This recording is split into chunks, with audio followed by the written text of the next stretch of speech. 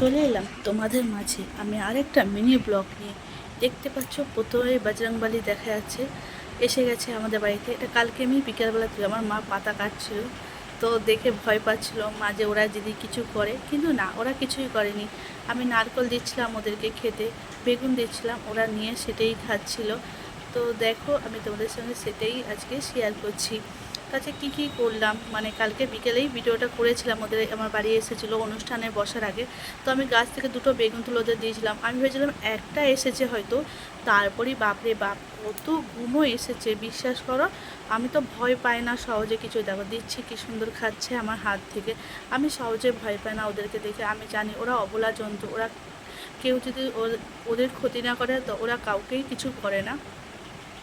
তো আমি কুকুর বলো, বিড়াল বলো, সে যে কোনো পশু পাখি হোক, আমার খুব ভালো লাগে। ওদেরকে আমি এর জন্যে খাবার দিই। যেরকম জানলার পাশে আমাদের পাখিগুলো চলে আসে, যদি না দিই সারাক্ষণ ক্যাঁ ক্যাঁ করতে থাকে, ডাকতে থাকে।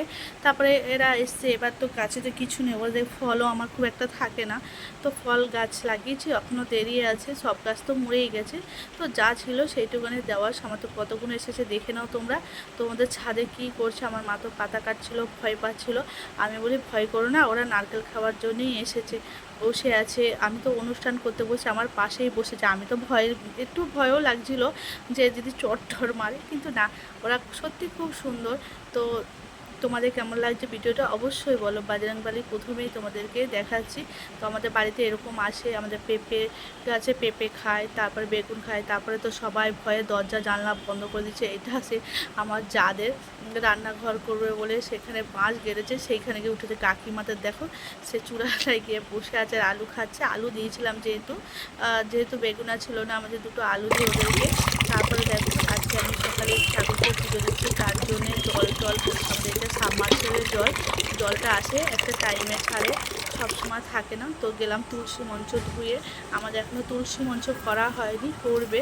ঘরটা পুরো কমপ্লিট হয়ে গেলে তুলসী মঞ্চ করে তুলসী মাকে প্রতিষ্ঠিত করবে। এমনি ছোটো করেই মাকে বসানো আছে। তো আমি সকালবেলা ডেলি স্নান টান করে মন্দির ধুয়ে দুব্ব তুলসী তুলে সেখানে দান করি, জল দান করি। তারপরে ঘরের সমস্ত কাজ করি। তো বুঝতে পারো বন্ধুরা, ছেলেকে দেওয়া আসার পরে কত কাজ থাকে আমার, সেইটাই তোদের সঙ্গে শেয়ার করছি। কেন আমি বলছি প্রতিদিন যা তোমাদের সঙ্গে দেখবো সেটাই শেয়ার করে যা করি। এইটা দেখো কত শুধু একটা লজ্জাপতি গাছ লাগিয়েছিলাম, কত হয়েছে দেখো। তারপরে দুব্ব তুললাম, দুব্ব তুলে তারপরে ফুল তুলে আমি ঘরে চলে গেছিলাম। ঘরে গিয়ে ঠাকুরকে দিয়ে তারপরে আনাজ কাটতে বসে যাম। তা বলছি না, ভিডিওটা এডিট করে অন্তত তোমার সঙ্গে শেয়ার করি, কেন ফেসবুক বলেছে এটা লং ভিডিও দিতে। আজকে রান্নার ভিডিও দেবো না, আজকে এই ভিডিওটাই লং থাকবে। আমি রান্নার শুধু এমনি ছবি ছাড়বো দুপুরবেলা। তো সব ধুয়ে মুছে দেখো পরিষ্কার করে ঠাকুরকে জল দিতে হয়। এবার যেহেতু এটা বামনি শাক, এটা লাগিয়ে রেখেছি আমি, কারণ আমাদের এখানে সবসময় পাওয়া যায়। ডাক পাখিগুলো দেখো সবসময় আমার চারপাশে ঘুরে। আমি ওখানটা বাসন টাসনগুলো ওরা খাবার নিয়ে ছুটে পালিয়ে যাচ্ছে। এ দেখো ফুল তুলে গাছগুলো আমি কটা ফুল গাছ লাগিয়ে রেখেছি, কারণ আমার নিত্য পুজো থাকে। তো অল্প অল্প করে গাছ লাগাই, যেটা আমার ফুল তো এমনিও ভালো লাগে। তো আমাদের সেরকম ফুল গাছ লাগানো হয়নি, কারণ আমাদের জল উঠে যায় প্রতিবারে। গাছ অনেক লাগাই কিন্তু গাছ থাকে না, জল ওঠার জন্যে মরে যায়। তো এবার তো মাটি ফেলা হয়েছে, যার জন্যে গাছগুলো কিছুটা লাগিয়েছে। আমি সামনের ঘর মাজাটা কমপ্লিট হয়ে গেলে ওখানে আমি গোলাপ ফুলের চারা লাগাবো। আর লজ্জাপতি গাছ দেখলে তাকে সবসময় স্পর্শ করতে চাই, আমার খুব ভালো লাগে। ছোটোবেলা আমরা এরকম খুব করতাম। আমি দুটো নয়নতারা গাছ লাগিয়েছি, অনেক ফুল হয়, যেটা আমার ফুলের আর দরকার হয় না। আমি এই দিয়ে ঠাকুরকে নিত্য পুজো দিই। একটা জবা ফুল গাছ আছে, সেটাও কেটে দেওয়া হয়েছে, কারণ ওতে পোকা লেগে গেছিলো, ওই এখনও পাচ্ছি না। একটা বেল ফুল গাছ ছোট্ট লাগিয়েছি, সেটা আমার পর সেদিনকে তাকে পুরো কেটে দিয়েছে। তবু কিছুটা পোঙালি ফুটেছে। দেখো লঙ্কা, ছোটো ছোটো লঙ্কা আমি যখন যেটা গাছ পারি আমি লাগিয়ে দিই। তো কেমন লাগছে আমার ছোটো মিনি ব্লগটা বন্ধুরা, আজকে তোমাদের সঙ্গে সেটাই শেয়ার করছি। অবশ্যই ভালো লাগলে লাইক কমেন্ট করবে। দেখো তোমাদের ভালোবাসায় আমার মনের শক্তি যোগাবে, যাতে আমি তোমাদের সঙ্গে আরও কিছু তুলে ধরতে পারি।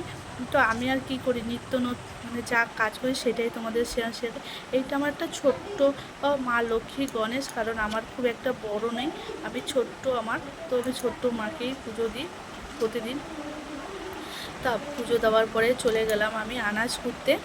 তো দেখতে পাচ্ছ আমার মাকে তোমাকে সকালবেলা দর্শন করাচ্ছি। ছোট্ট মা, আমি সব ঠাকুরকে সকালবেলা জল টল দিয়ে পুজো দিয়ে তারপরে চলে যাই আনাজ করতে, আনাজ কাটার পর রান্না করতে। তো এইটাই আমার ছোট মিনি ব্লগ। তোমাদের কেমন লাগছে বলো। আমি কিন্তু চাকুতে কিন্তু খুব সুন্দর কাটতে পারি, বটি না থাকলেও। তো শুভ সকাল বন্ধুরা, ভালো থেকো, সুন্দর থেকো।